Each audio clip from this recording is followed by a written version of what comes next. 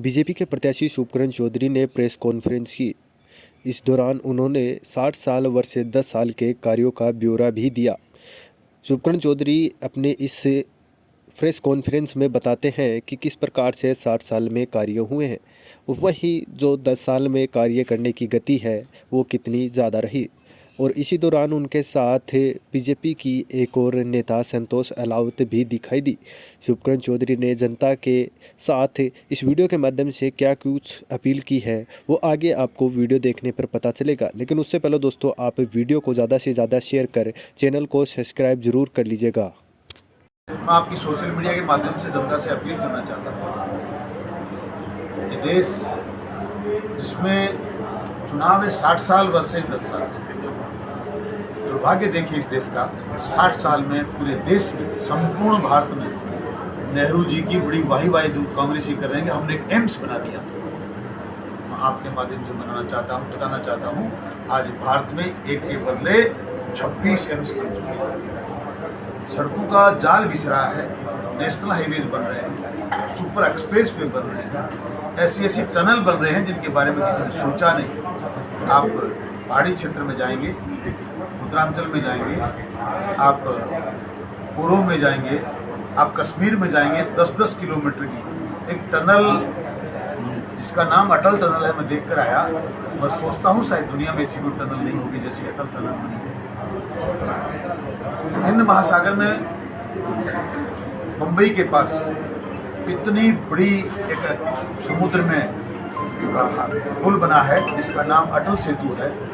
वो अकेले पूना को बंबई से 1.5 घंटे की दूरी कम करता है और 90 किलोमीटर कम करता है, मात्र 28 किलोमीटर। ये सारी चीज़ें मात्र 10 साल में बनी है।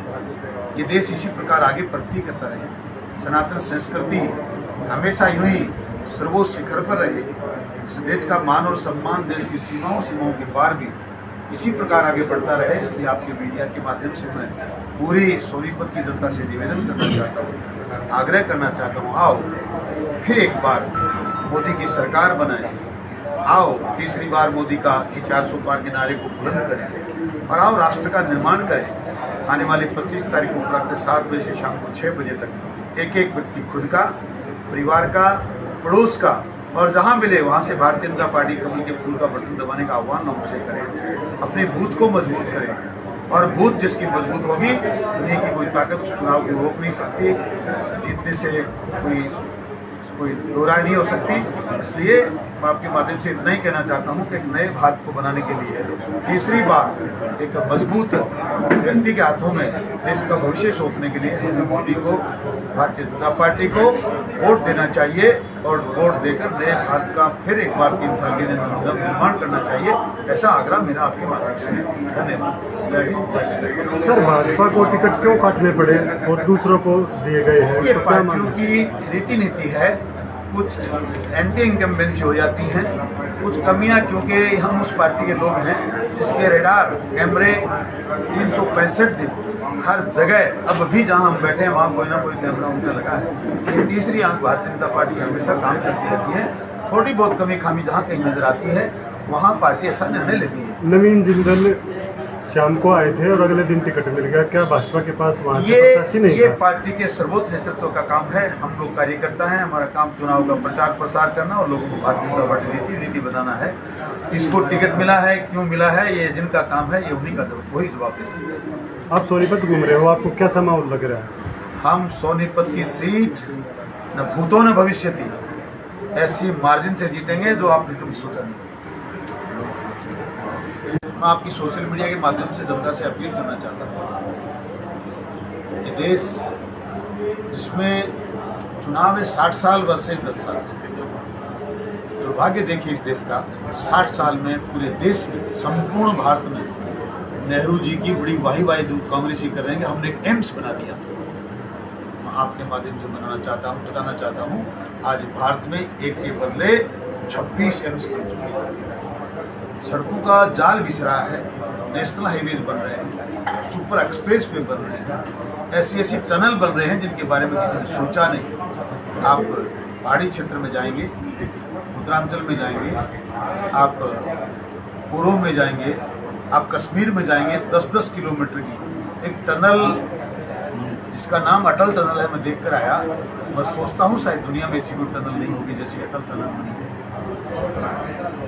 हिंद महासागर में मुंबई के पास इतनी बड़ी एक समुद्र में एक पुल बना है जिसका नाम अटल सेतु है। वो अकेले पूना को बम्बई से 1.5 घंटे की दूरी कम करता है और 90 किलोमीटर कम करता है, मात्र 28 किलोमीटर है। ये सारी चीज़ें मात्र 10 साल में बनी है। ये देश इसी प्रकार आगे प्रगति करता रहे, सनातन संस्कृति हमेशा यूं ही सर्वोच्च शिखर पर रहे, इस देश का मान और सम्मान देश की सीमाओं के पार भी इसी प्रकार आगे बढ़ता रहे। इसलिए आपके मीडिया के माध्यम से मैं पूरी सोनीपत की जनता से निवेदन करना चाहता हूँ, आग्रह करना चाहता हूँ, आओ फिर एक बार मोदी की सरकार बनाए, आओ तीसरी बार मोदी का 400 पार के नारे को बुलंद करें और आओ राष्ट्र का निर्माण करें। आने वाली 25 तारीख को प्रातः 7 बजे से शाम को 6 बजे तक एक एक व्यक्ति खुद का, परिवार का, पड़ोस का और जहां मिले वहां से भारतीय जनता पार्टी कमल के फूल का बटन दबाने का आह्वान हम उसे करें। अपने बूथ को मजबूत करें और बूथ जिसकी मजबूत होगी दुनिया की कोई ताकत उस चुनाव को रोक नहीं सकती, जीतने से कोई दो राय नहीं हो सकती। इसलिए मैं आपके माध्यम से इतना ही कहना चाहता हूँ कि एक नए भारत को बनाने के लिए तीसरी बार एक मजबूत व्यक्ति के हाथों में देश का भविष्य सौंपने के लिए हमें मोदी को, भारतीय जनता पार्टी को वोट देना चाहिए और वोट देकर नए भारत का फिर एक बार 3 साल के निर्माण करना चाहिए। ऐसा आग्रह मेरा आपके माध्यम से है।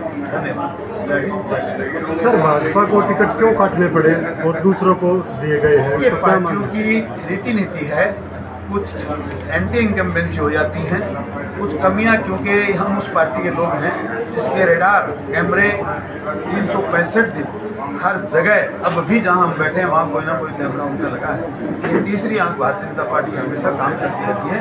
थोड़ी बहुत कमी खामी जहां कहीं नजर आती है वहां पार्टी ऐसा निर्णय लेती है। नवीन जिंदल शाम को आए थे और अगले दिन टिकट मिल गया, क्या भाजपा के पास वहाँ से प्रत्याशी नहीं ये था? पार्टी के सर्वोच्च नेतृत्व का काम है। हम लोग कार्यकर्ता हैं, हमारा काम चुनाव का प्रचार प्रसार करना और लोगों को भारतीय जनता पार्टी नीति बताना है।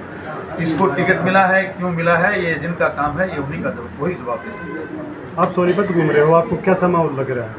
हम सोनीपत की सीट न भूतों न भविष्य थी ऐसी मार्जिन से जीतेंगे जो आपने कभी सोचा नहीं।